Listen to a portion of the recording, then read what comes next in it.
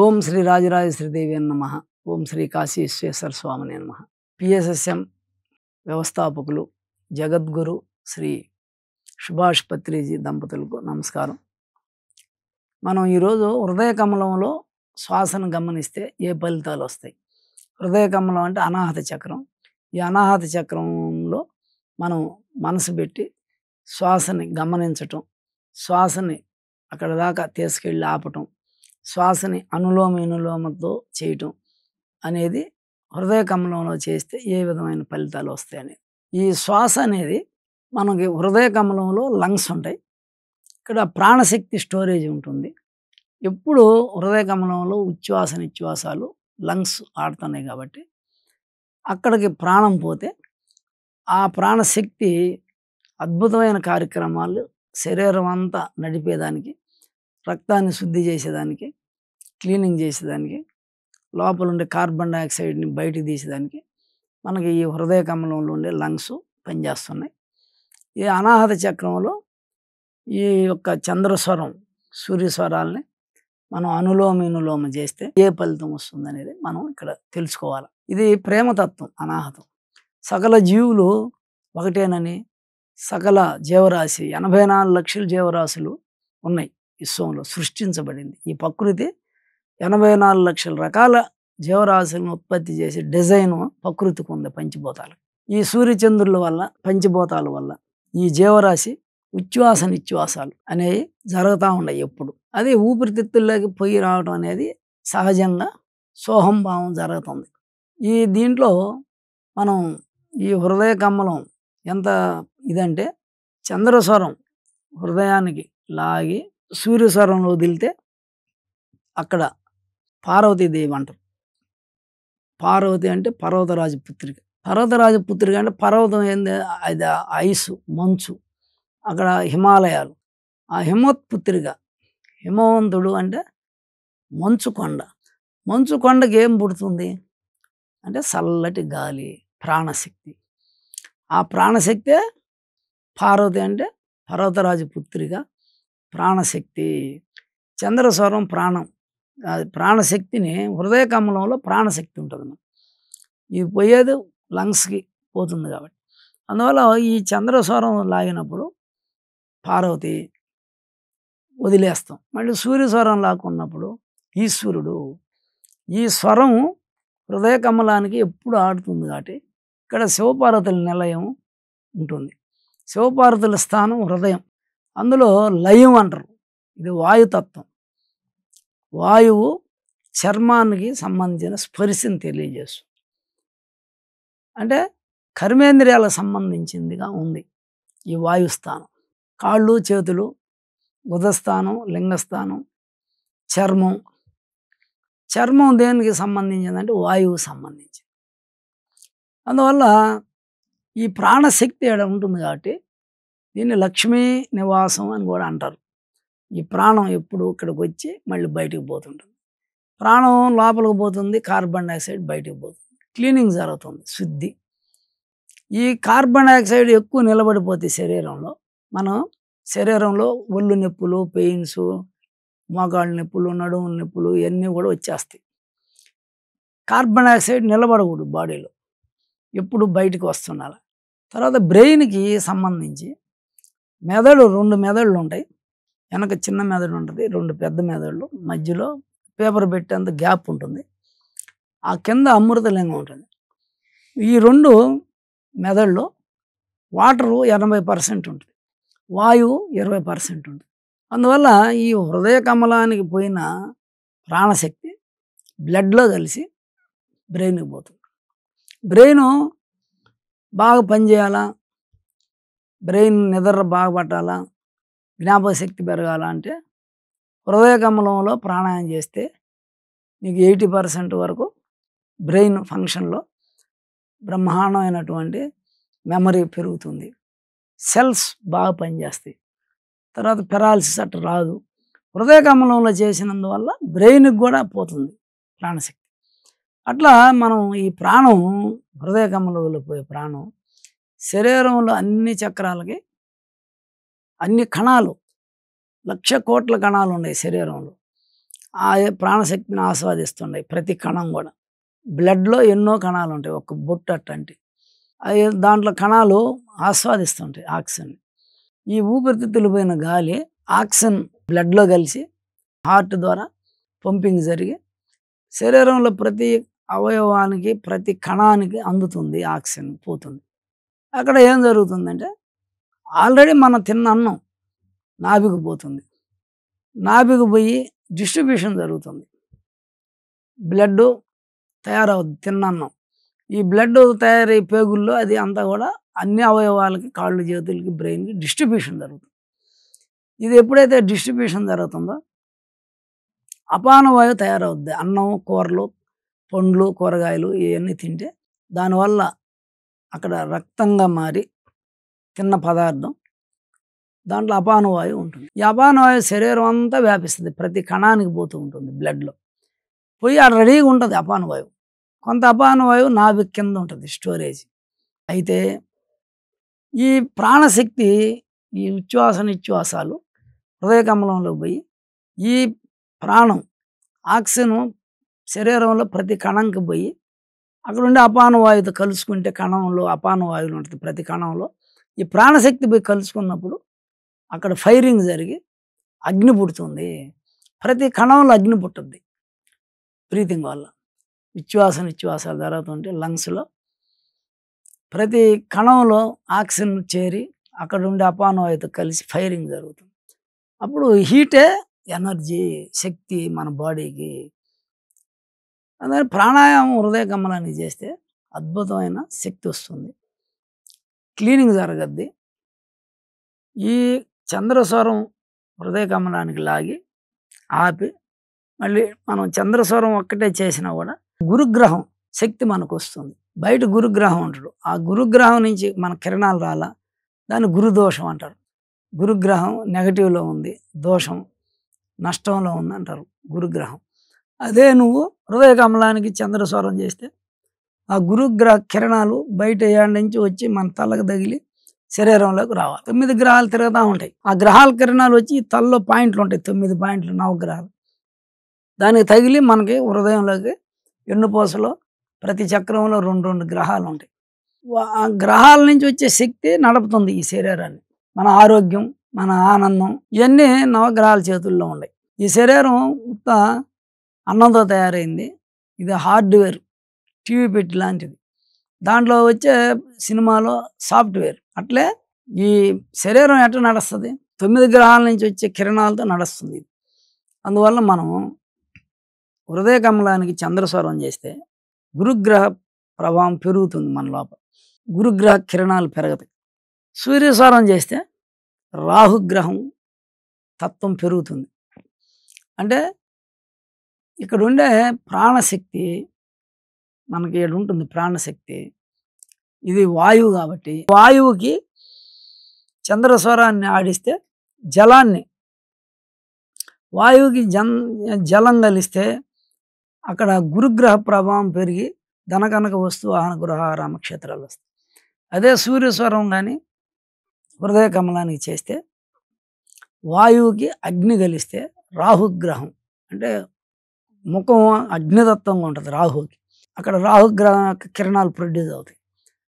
బయట నుంచి మన గ్రహ బలం లేనప్పుడు చక్రాలలో ప్రాణాయామం చేస్తే నవగ్రహాల యొక్క బలం లోపల ఉత్పత్తి అయ్యి మనకి తేజస్సు వస్తుంది, పనులు జరుగుతాయి, జ్ఞానం కలుగుతుంది. కానీ హృదయ కమలంలో అనులోమ వినులోమ చేస్తే చంద్రస్వరం లాగినప్పుడు పార్వతీదేవి వదిలేస్తాం ఇక్కడ.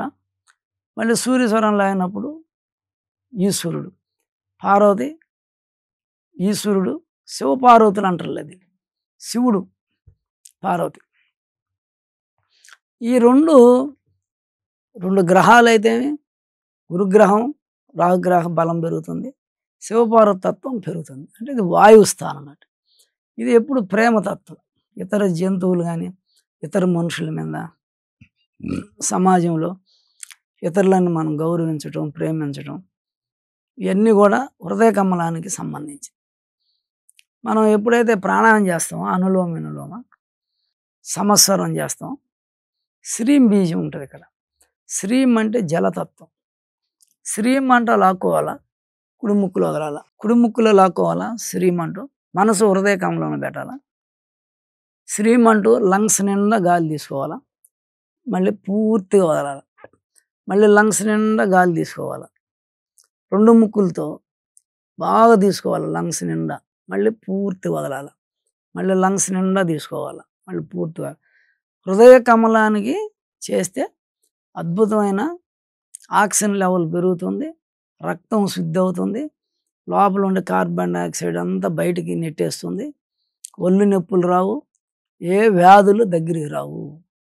ఈ హృదయ కమలంలో చేస్తే చంద్రస్వరం కొంచెం ధనం కూడా మనకి పెరుగుతుంది. లక్ష్మీ స్థానం, శ్రీం బీజం దానికి అధిపతి. ఇక్కడ శ్రీ బీజం చూసుకుంటూ ప్రాణాయామం చేయాలి. అందువల్ల ఈ హృదయ కమలంలో నీకు బ్లాక్లు ఉన్నాయనుకో హార్ట్లో, ప్రాణాయామం మనసు హృదయ కమలం మీద పెట్టి చిన్నగా ఇక్కడ నిండా నింపి వదలటం నిండా. ఈ బ్లాక్లు ఉన్నప్పుడు కూడా ఆ 4 నరాలు హార్ట్ని పనిచేపిస్తుంటాయి, బ్లడ్ నరాలు. దానికి సైడు కొత్త నరాలు బాగా పుడతాయి. బ్లాక్లు ఉన్నా కూడా క్లీన్ అయిపోద్ది. దాని లోపల జిగురుగా ఏదన్నా అడ్డపడిన హృదయ కమలం అంటే హృదయ కమలంకి ప్రాణాయామం చేస్తే హార్ట్ ఫిట్నెస్ వస్తుంది, బ్రహ్మాండంగా హార్ట్కి బలం వస్తుంది ప్రాణాయామం హృదయ కమలంగా చేస్తే.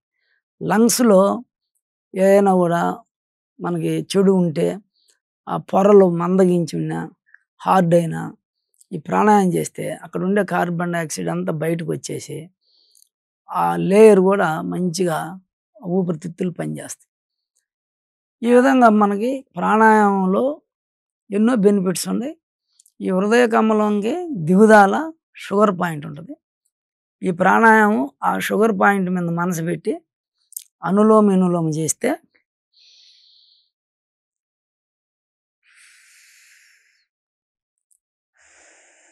కుడి ముక్కులో లాక్కోవాలా, ఆపి ఎడమ ముక్కులో అలా.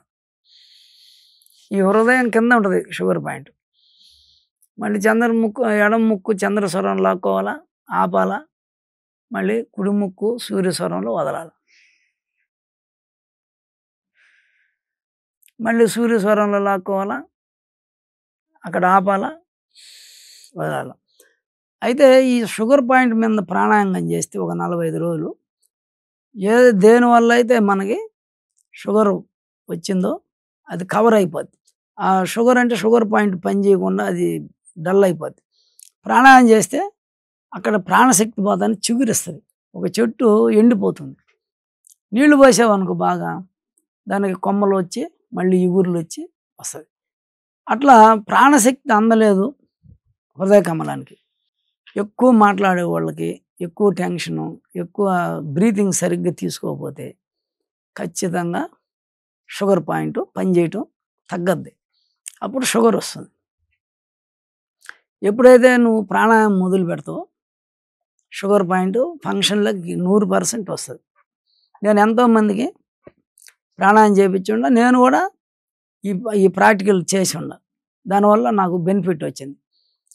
నేను పూజలు యజ్ఞాలు ఎక్కువ చేయటం, కాలేజీలో టీచింగ్ చేయటం, బయట ఎక్కువ లోడ్ పడి శ్వాస అందులో ధ్యానం ఎక్కువ చేసి శ్వాస కిందకి ఆడకుండా ఉన్నందువల్ల షుగర్ వచ్చేసి, ధ్యానం చేసేవాళ్ళు చాలామందికి షుగర్ వచ్చింది, చిన్న వయసు వాళ్ళకి వచ్చింది. వాళ్ళకు కూడా నేను ఈ పాయింట్ పెట్టి షుగర్ పాయింట్ హృదయ కమలంలో ప్రాణాయామం చేపిస్తే షుగర్ కంట్రోల్లోకి వచ్చింది. లంగ్స్లో ఎలాంటి ప్రాబ్లమ్స్ ఉన్నా పోతాయి. అందువల్ల ఇది చాలా ఇంపార్టెంట్. ఇది ఇంకా బయట మనం చూస్తే ఈ హృదయ కమలం మనకి దడ వస్తుంది. దేనివల్ల అంటే అగ్ని తగ్గినప్పుడు ఇక్కడ దడ వస్తుంది, టికటిగా కొట్టుకోవటం. ఇదంతా దేనికంటే అగ్ని తగ్గినప్పుడు. అగ్ని తగ్గకూడదు బాడీలో. అగ్ని తగ్గితే మనకి అక్కడ భయము, ఆందోళన అది వస్తుంది. అదని హృదయ కమలాన్ని ప్రాణాయామం చేసినప్పుడు కొంత గాలి కిందకు పోతుంది, కొంత ఇక్కడ థ్రోట్లో నుంచే వస్తుంది. ఈ హృదయ కమలంకి ముందు ప్రాణాయామం చేస్తే మూలాధారానికైనా కింద చక్రాలకి మనం హృదయ కమలం లాక్కొని నింపి తర్వాత నాభికి నింపి మళ్ళీ కిందకి దింపాలి. వదిలేటప్పుడు కింద మూలాధార చక్రం స్వాదిష్టానం వదిలి, మణిపూరకం వదిలి, హృదయ కమలం వదలాలి. ఈ విధంగా మనం కింద చక్రాలకి ప్రాణాయామం చేసేటప్పుడు సృష్టి జరగదు, మూలాధారం లాక్కోపోయినప్పుడు. అందుకని ఇక్కడి నుంచి గమనించుకొని హృదయ కమలం నింపాలి ముందు. అప్పుడు ఈ 2 ఫంక్షన్ అవుతాయి. నాభికి నింపాలి.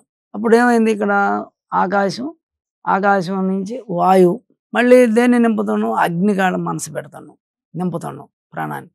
అగ్ని నుంచి జలం, మూలాధారం భూతత్వం. అంటే పైనుంచి మనసు పెట్టి ఒక్కొక్క చక్రాన్ని గమనించుకుంటూ ప్రధానంగా హృదయ కమలం నాభికి నింపిన తర్వాత మూలాధారాన్ని దింపాలి ప్రాణాన్ని. మళ్ళీ కింద నుంచి వదిలేటప్పుడు కింద చక్రాల నుంచి వదులుకుంటూ రావాలి ప్రాణాయామం చేసేటప్పుడు. అంటే ప్రతి బ్రీతు హృదయ కమలాన్ని టచ్ చేసినప్పుడు సంపూర్ణ ఆరోగ్యం వస్తుంది, ముఖంలో కూడా గ్లో వస్తుంది. హృదయ కమలం పర్ఫెక్ట్గా చేస్తే ఆక్సిజన్ బ్రెయిన్కి పోయినప్పుడు ఈ ముఖం కూడా గ్లో వస్తుంది.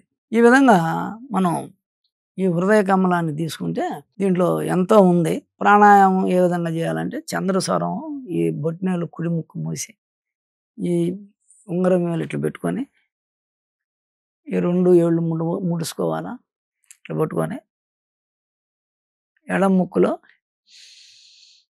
హృదయ కమలం నిండా లంగ్స్ నిండా లాక్కొని 2 క్లోజ్ చేయాలా. ఆపి 5 సెకండ్లు అయిన కనీసం 10 సెకండ్ల లోపల ఆపి అక్కడ నిలబెట్టాలి శ్వాస లంగ్స్లో. కుడి ముక్కులో వదలాలి. మళ్ళీ నిదానంగా మళ్ళీ కుడి ముక్కులో లాక్కోవాలి. నిదానంగా తీసుకోవాలా, ఫుల్గా నింపాలి లంగ్స్లో. మళ్ళీ పూర్తిగా వదలాలి. మళ్ళీ ఎడం ముక్కులో లాక్కోవాలి. తీసుకునేటప్పుడు శ్రీం బీజం ఆడ గుర్తుపెట్టుకొని శ్రీం అని లాక్కోవాలా, వదలాలి కుడి ముక్కులో. అట్లా 10 నిమిషాలు అనులోమ చేయొచ్చు హృదయ కమలానికి. 10 నిమిషాలు సమస్వరం, ఈ 2 ముక్కు పుట్టలు ఉంటాయి, ఈ రెండింటిని టచ్ చేసి రెండిట్లో లాక్కోవాలా, నిండా పూర్తిగా వదలాలి. వదిలేటప్పుడు అంతా వదలాలి. ఎక్కడ ఉండే వాయువులన్నీ అన్ని చక్రాల్లో గాలి వదలాలి, పూర్తిగా వదిలేయాలి. తీసుకునేటప్పుడు హృదయ కమలంలోని మనసు పెట్టి నింపాలి 2 ముక్కుల్లో. వదిలేటప్పుడు కింద నుంచి వదులుకుంటూ రావాలి పూర్తిగా. ఈ విధంగా ఈ యొక్క అనులోమ సమస్వరం 2 మనం హృదయ కమలానికి చేస్తే అక్కడ మంచి ఫలితాలు వస్తాయని చెప్పి మనకి దీంట్లో తెలియబడుతుంది. నేను చాలామందికి లంగ్స్ ప్రాబ్లం ఉన్నోళ్ళు చేశాము, హార్ట్ ప్రాబ్లం ఉన్నోళ్ళు చేశారు. అయితే చాలా చిన్నగా చేయాలి. తీసుకోవటం స్పీడ్గా వదలకూడదు. స్లోగా తీసుకోవటం, పూర్తిగా నింపటం, వదలటం. ఇట్లా చేస్తే మనకి నిద్ర బాగుపడుతుంది, మెమరీ పవర్ పెరుగుతుంది. ఇవన్నీ ఉన్నాయి దీంట్లో. నేను ఇది ఈ శ్రీం బీజం ఇక్కడ ఎక్కువగా చేస్తే శ్రీం శ్రీం శ్రీం శ్రీం అని ఈ లక్ష్మీతత్వం పెరుగుతుంది.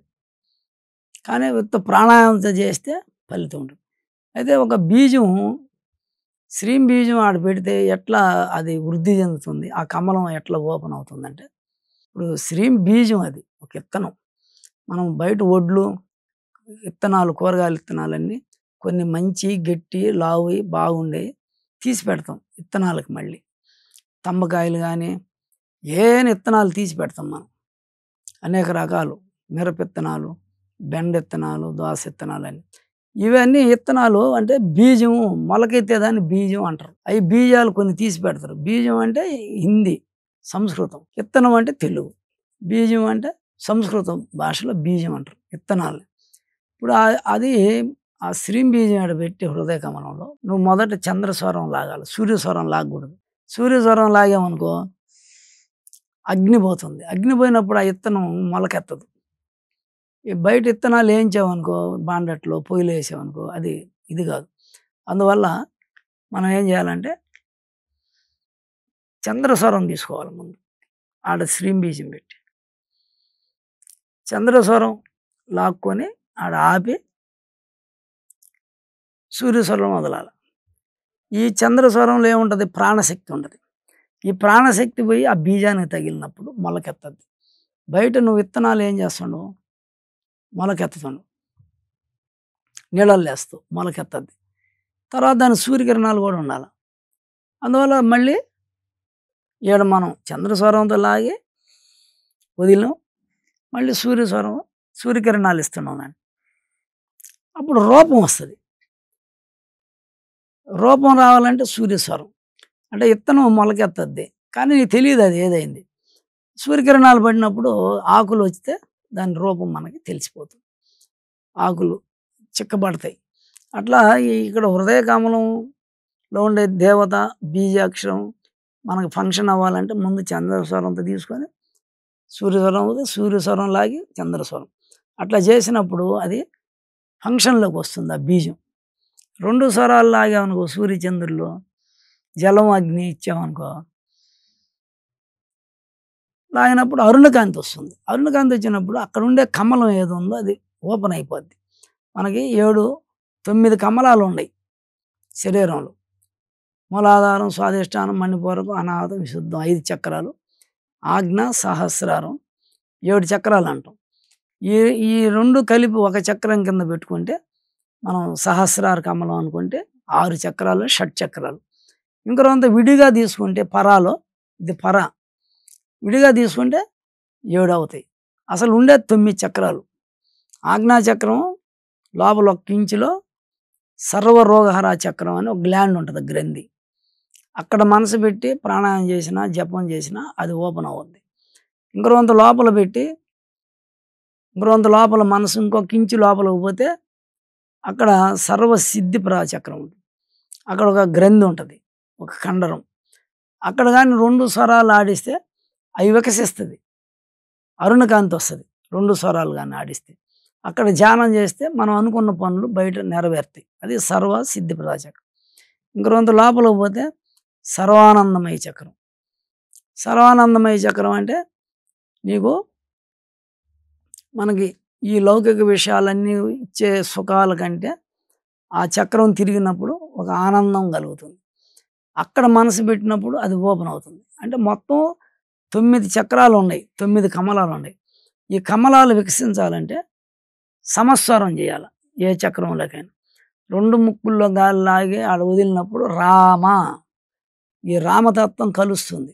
సూర్యస్వరం రా, చంద్రస్వరం మా, రామ అని కలిసినాయి అనుకో, శ్రీ పుడుతుంది, అరుణకాంతి. అదే ఉదయం అక్కడ సూర్యోదయంలో అరుణకాంతి ఉంటుంది, అదే ఉషశ్రీ అంటారు, లలిత అంటారు. లలితమైందంటే ఉదయాన్నే ఉదయించే సూర్యకిరణాలే లలిత. ఉషశ్రీ, ఉషోదయంలో శ్రీ అంటే అరుణకాంతి, అది ప్రసన్నంగా ఉంటుంది. ఆమె ఎంతో కరుణామయి, అరుణాం కరుణాం. ఆ ఉదయించే సూర్యకిరణాలే ఈ 2 స్వరాల్లో సూర్యచంద్రులు ఉన్నారు. ఆడ ఉదయం కలుస్తుంది కదా, ఉదయం 2 రాత్రి పువ్వులు కలిసే ఒక సంధి ఉదయం 6 గంటలు. అక్కడ ఎట్లా ప్రకాశిస్తుందో అట్లే మనకి ఈ చక్రాలలో సూర్యచంద్రులు ఇద్దరిని కలిపితే అరుణకాంతి వస్తుంది, ఆ కమలం వికసిస్తుంది. నువ్వు బయట పరిగిస్తే ఏది రాదు. బయట ఎన్ని పూజలు చేసినా ఏం చేసినా నీ లోపల దేవత తత్వాన్ని నువ్వు పొందాలా. నువ్వు ఆ చక్రంలో మనసు పెట్టాలా, బీజం పెట్టాలా. ఈ శరీరం యంత్రం, ఇదొక యంత్రం, 9 చక్రాల యంత్రం. దీంట్లో బీజం ఓం శ్రీం హ్రీం క్లీం ఐం సౌ అని బీజం పెట్టాలా. నువ్వు ప్రాణాయామం చేయాలి. అప్పుడు నీ లోపల కమలాలు వికసించి నువ్వే దేవత అవుతావు. నీ స్వాధీనంలోకి వస్తాయి పంచభూతాలు, నవగ్రహాలన్నీ. ఓం శాంతి, ఓం శాంతి, ఓం శాంతి.